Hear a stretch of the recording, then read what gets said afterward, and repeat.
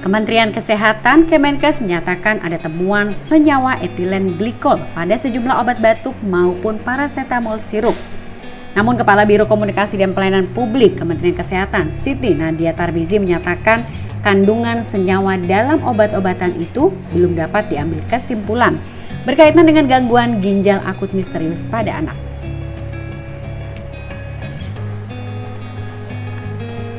Ethylene glycol merupakan senyawa kimia yang ditemukan pada 4 produk obat batuk produksi Maiden Pharmaceutical Limited India.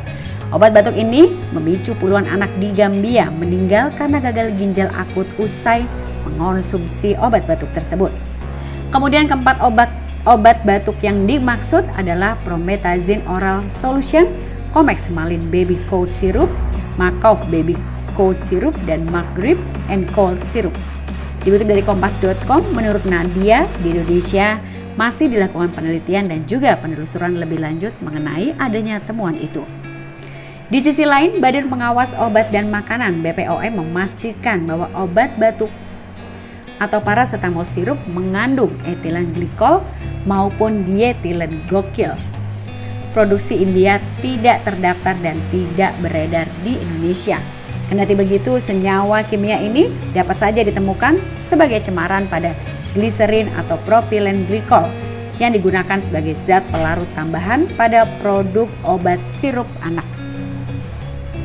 Sementara ini, beberapa dugaan yang muncul adalah dipicu oleh infeksi virus yang ditemukan dalam tubuh pasien maupun yang mengarah pada multisystem inflammatory syndrome in children atau sindrom peradangan multisistem setelah COVID-19. Dan saat ini Kementerian Kesehatan mencatat jumlah penderita gangguan ginjal akut misterius mencapai 206 kasus yang tersebar di 20 provinsi Indonesia. Sebanyak 99 diantaranya meninggal dunia dan mayoritas pasien yang meninggal adalah pasien yang dirawat di Rumah Sakit Cipto Mangunkusumo, Jakarta. Angka kematian pasien dirawat sejauh ini mencapai 65% di RSCM.